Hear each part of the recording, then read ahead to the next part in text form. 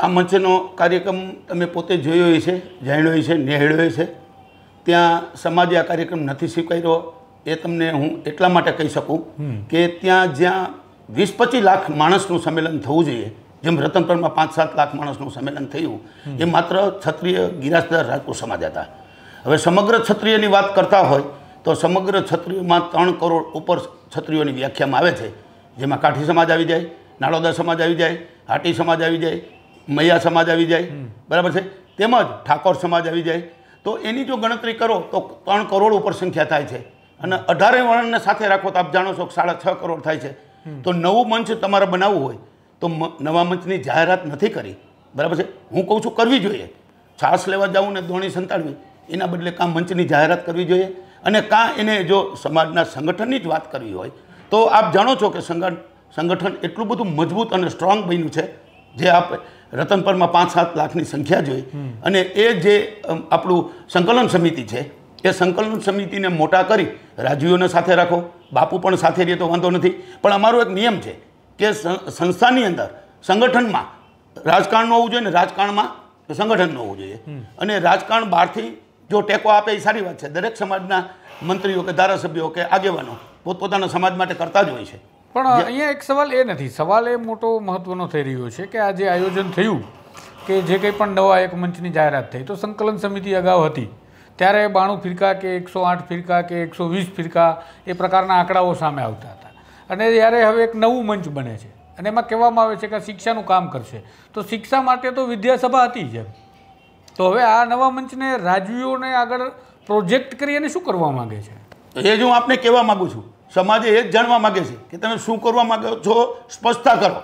જો આપે કહ્યું એમ શિક્ષણની વાત હોય કે આર્થિક વાત હોત, જે કાંઈ વાત હોત, તો એ તો મંચ છે જ. સંકલન સમિતિ આવડું મોટું મંચ બની ગયું.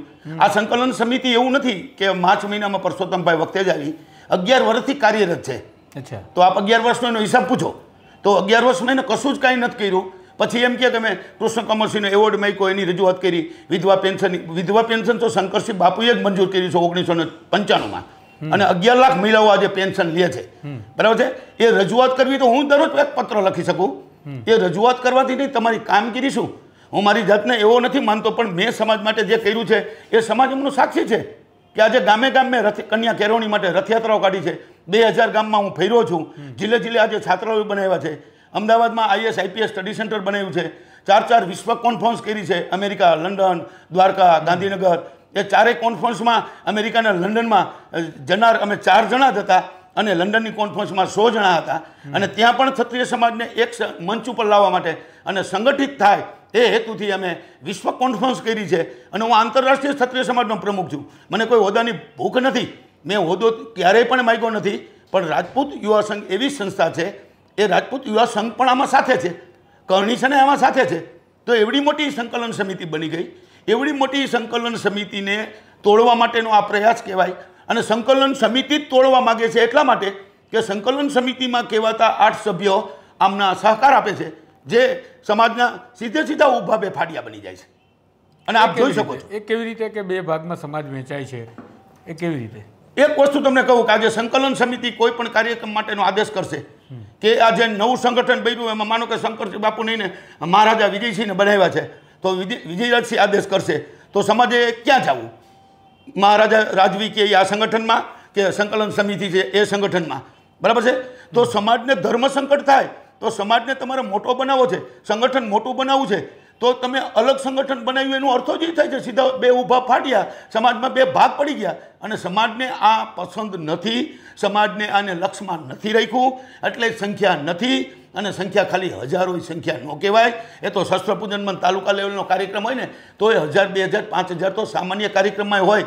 આપ આંદોલન વખતે જોયું હતું કે જામનગર હોય કે સુરેન્દ્રનગર હોય કે ધંધુકા હોય 50,000 માણસ, કે આણંદમાં 70,000 માણસ, બરાબર છે. એવા સંમેલનમાં માણસો થતા હતા, એ સ્વયંભૂત આવતા હતા. આ લોકોએ કોઈને આમંત્રણ નથી આપ્યું, એનો હું સાક્ષી છું. અને જો કહેવામાં આવતું હોય કે આમંત્રણ અર્જુનસિંહ એમ કહે છે એક ચેનલમાં કે મેં પીટી જાડેજાને આમંત્રણ આપ્યું હતું, પણ રાજકોટ જ્યારે જીમખાને આવ્યા ને ત્યારે મને રામ નથી કર્યા. અને એ જ અર્જુનસિંહે રતનપરના આંદોલન વખતે કાર્યક્રમ પૂરો થઈ ગયો, મારું પ્રવચન પૂરું થઈ ગયું અને સૌથી મને બધા વયા જાય એટલે છેલ્લે મને રાખ્યો.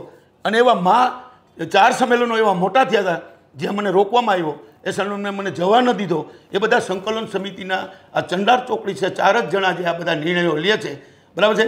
એમાં એ નિર્ણયમાં એક જો કહું કે સમાજલક્ષી હોય તો અમારે એક રાજકોટમાં છે ટીકુભાઈને મેં નામ પાડ્યું છે ચાણક્ય, બરાબર છે. એમનું નામ છે દેવેન્દ્રસિંહ કોઠારિયા, યુવરાજ જ છે, બરાબર છે. એક છે અમારા ઝાલાવાડના પ્રમુખ વિશુભા ઝાલા અને એક છે પીટી જાડેજા. તો હું તો આંતરરાષ્ટ્રીય લેવલે કામ કરું છું. આ સંકલન સમિતિમાં મને હોદ્દાની શું અપેક્ષા હોય? હોદ્દા માટે હું કામ કરતો જ નથી. હોદ્દાની કે સત્તાની મને ભૂખ હોત તો હું રાજકારણમાં હોત. હું 40 વર્ષ પહેલાં સમાજની સેવા કરવા માટે મેં મારી નોકરી પણ છોડી દીધી કે સમાજ માટે જીવવું છે ને સમાજ માટે મરવું છે. તો જો એની નોંધ લેવામાં ના આવતી હોય તો હું રાજકીય માણસ નથી. મેં મારા ગળામાં કોઈ રાજકીય પટ્ટો હજી નથી નાખ્યો. આમાં એક જ પટ્ટો છે ક્ષત્રિય સમાજનો, અને એ પટ્ટા સાથે જીવવું છે ને પટ્ટા સાથે મારે પ્રાણની પણ બાપુ, આ સંકલન સમિતિમાં જે તમે અર્જુનસિંહની વાત કરી, તો એ જ અર્જુનસિંહવાળી વાત અમે આ કાર્યક્રમ દરમિયાન જ્યારે આ મંચનું લોન્ચિંગ થયું ત્યારે પદ્મિની બા પણ જે છે ત્યાં પણ એમની સાથે પણ જે બોલાચાલીને તકરાર પેદા થઈ, એમના પણ આક્ષેપ આ અર્જુનસિંહ વિરુદ્ધ આ જ પ્રકારના હતા કે એવો માઇક લઈ લે છે, એવો જે છે એ કોઈ પણ પ્રકારે એમને પ્રતાડિત કરવાના પ્રયાસ કરતા હતા કે પરેશાન કરતા હતા કે જેથી તેઓ પોતાની વાતને રજૂ કરી શકે. તમે પણ એ જ વાત કરો છો. ના તો સર ભાઈ, મને તો જે મને અન્યાય થયો હોય એ વાત હું કરી શકું. ના, એટલે હું એ કહેવા માંગુ છું, મને અન્યાય એટલે સમાજને અન્યાય, બરાબર છે. મને નીચો પાડવા માટે, મને ચૂપ રહેવા માટે, મને સાઇડ આઉટ કરવા માટેના કારણો તમારે જાણવા હોય તો સંકલન સમિતિને જ કહેવું પડે ને હું સાબિત સાથે કહી દઉં. મારી પાસે તમામ પુરાવા છે, તમામ. એ જ્યારે સમય આવશે ત્યારે બધા રજૂ કરીશ. રેકોર્ડિંગ છે, વિડીયો રેકોર્ડિંગ છે. પણ અહીંયા જ જે આગેવાનો એકતા નથી રાખી શકતા, જે પ્રમાણે તમે કીધું કે તમને અહીંયા રાજકોટમાં મુલાકાત થઈ ત્યારે હાથ પર નથી મિલાવ્યો, તો એ સમાજની એકતા લાવી શકે કેવી રીતે આગેવાનો? પણ અર્જુનસિંહનું સમાજ પ્રત્યે કોઈ યોગદાન જ નથી. તમે અર્જુનસિંહને ઓળખતા હતા 2 મહિના પહેલાં? જેટલા રાજવીઓ આવ્યા એટલા કેટલા રાજવીઓને પ્રજા ઓળખતી હતી? જો ઓળખી શકાય એવા રાજાઓ તો એ કંઈ હતા નહીં. જામનગરના જામ સાહેબ છે, રાજકોટના છે, વાંકાનેરના છે, ગોંડલના મહારાજા છે. ગોંડલના મહારાજા તો દીર્ઘદ્રષ્ટિવાળા છે કે જે ભગવતસિંહના પૌત્ર છે, અને ભગવતસિંહ શું હતા એ કહેવાની મારે અત્યારે જરૂર નથી. એવા રાજા મહારાજા હોય છે. મહારાજા વતી પીલુ દાદાની એમને જાહેરાત પણ કરી હતી અને શંકરસિંહે સન્માન પણ કરાવ્યું હતું. એ ગોંડલ મહારાજાએ જાહેરાત નથી કરી. ત્યાં જાહેરાત કરવામાં આવી કે ગોંડલ સ્ટેટ અહીંયા હાજર છે. તો ગોંડલના મહારાજા તો અત્યારે જે છે હિમાંશુજી છે, અને જે યુવરાજને ગણતા હોય જે એમના ભાઈ છે, કાકાના દીકરા, બરાબર છે, જ્યોતિ આદિત્યસિંહ, બરાબર છે, એ યુવરાજ છે. તો આમાં યુવરાજય નથી, મહારાજાય નથી, તો ગોંડલ સ્ટેટ ક્યાંથી આવ્યું એ મને ખબર નથી પડતી. અથવા સમાજ મને પૂછે છે કે આ પીલુ રાજા કોણ? મેં તો ભાઈ મને નથી ખબર, અને હશે તો ક્યાંના છે એ મને ખબર નથી. તો એને ચોખવટ કરવી જોઈએ કે ફલાણા સ્ટેટ છે. બીજા બધા સ્ટેટના નામ લેતા હતા ને કે આ દાતાના છે, આ અહીંના છે, બરાબર છે. જે મેં આપને કીધું કે કાઠી સમાજના 101 રજવાડા છે, અને આ કાઠિયાવાડ નામ કાઠી ઉપરથી પડ્યું, બરાબર છે. તો કાઠી સમાજના 5 રજવાડા અહીંયા નથી, 5 નહીં 2 નથી. અને એ લોકો કહે છે કે તમામ જિલ્લાઓમાંથી 2 પ્રતિનિધિઓ આવ્યા છે. જો તમામ જિલ્લાઓમાંથી પ્રતિનિધિઓ આવ્યા હોય, બરાબર છે, તો હું આજે એ કાર્યક્રમમાં ગયો તો અહીં ઓછામાં ઓછા 5000 માણસ લઈને જાઉં મારા 11 જિલ્લામાંથી, બરાબર છે. મારું નામ તો ગુજરાતમાં એવું છે, સૌરાષ્ટ્રમાં એવું છે ને ઇન્ડિયામાં એવું છે. મારે નામ બનાવવાની કોઈ મોહ નથી. મારું કામ છે એ જ મારું નામ છે, અને સમાજને પણ મારા ઉપર ભરોસો અને વિશ્વાસ છે. અને છેલ્લે પણ આંદોલન પૂરું થયું ત્યારે હું મારી વાતમાં ફેર્યો નથી. હજી પણ જીવના છેલ્લા શ્વાસ સુધી હું ફરવાનો નથી. સમાજને જ્યારે નુકસાન થતું હોય છે ત્યારે હું બોલીશ. પરિણામ જે કંઈ આવે, પરિણામની પરવા કોઈ ક્ષત્રિય કરે જ નહીં.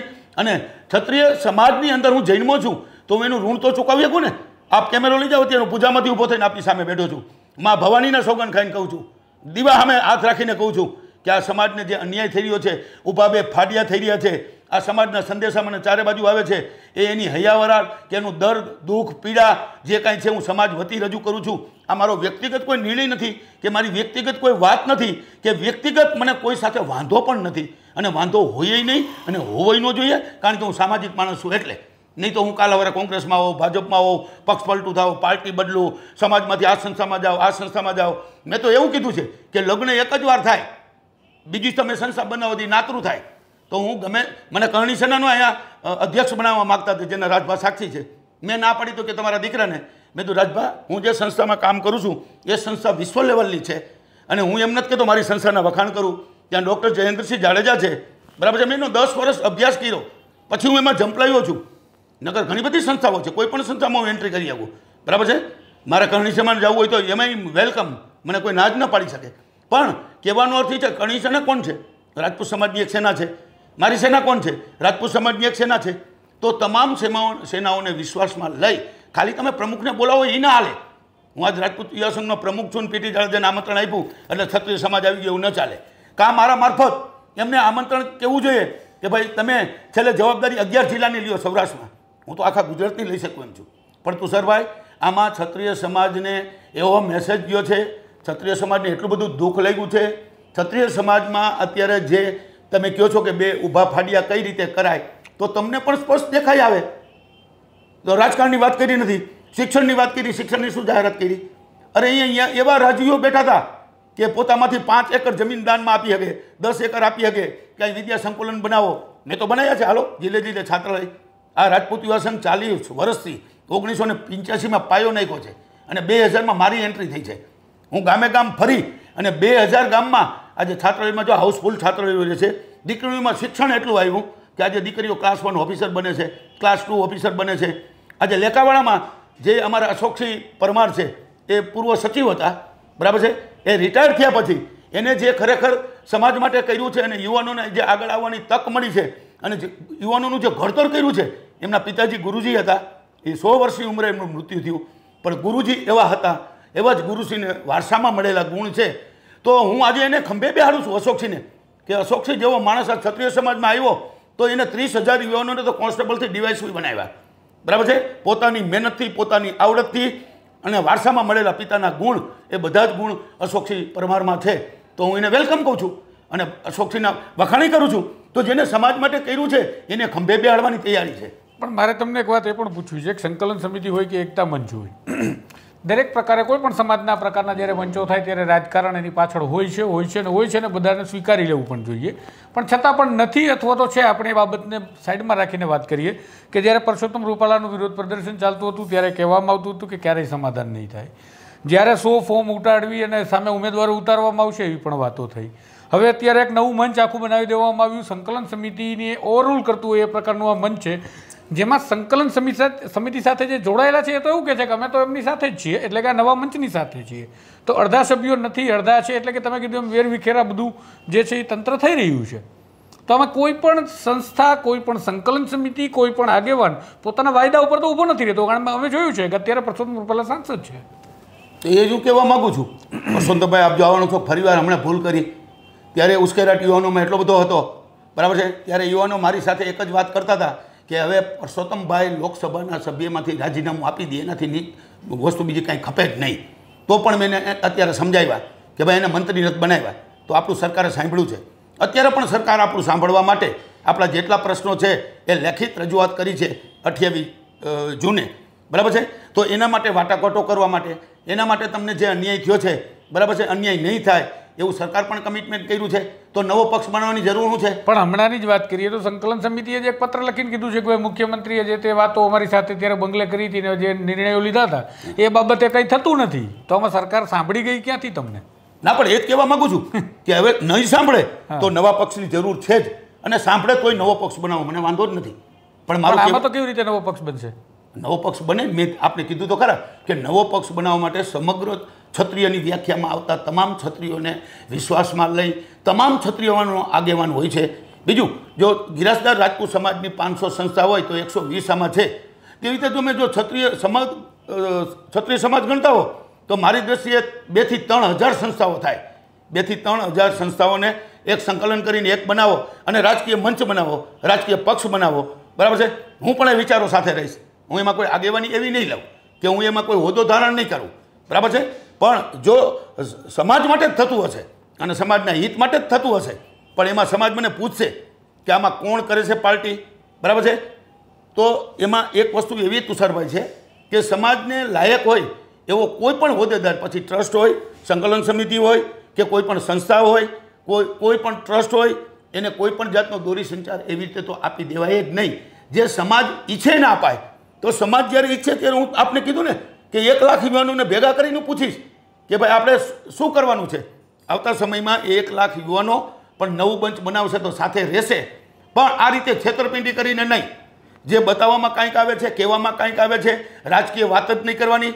તો એક પૂર્વ મંત્રી પાછા રાજકીય વાતય કરે છે કે ભાઈ રાજકીય પક્ષ તો બનવો જ જોઈએ અને રાજકીય તો હોવું જ જોઈએ, અને બીજા એવી વાત કરે છે કે રાજકીય કાંઈ વાત કરવાની જ નથી. દાતાના ઠાકોર સાહેબનું નિવેદન કાલ સાંભળો, એને કીધું કે રાજકીય પક્ષ બનવો જોઈએ અને આગળ એવી વાત કરે છે કે અમે તો આ ક્ષત્રિય સમાજ માટે જ કર્યું છે. જો ક્ષત્રિય સમાજ માટે કર્યું હોય તો તમે બધાને સાથે રાખી, બરાબર છે, સંકલન સમિતિ સાથે રહી, સંકલન સમિતિને સમાજને વિશ્વાસમાં લઈ અને તમે કાર્ય કરો તો ચોક્કસપણે પરિણામ મળશે, રિઝલ્ટ મળશે.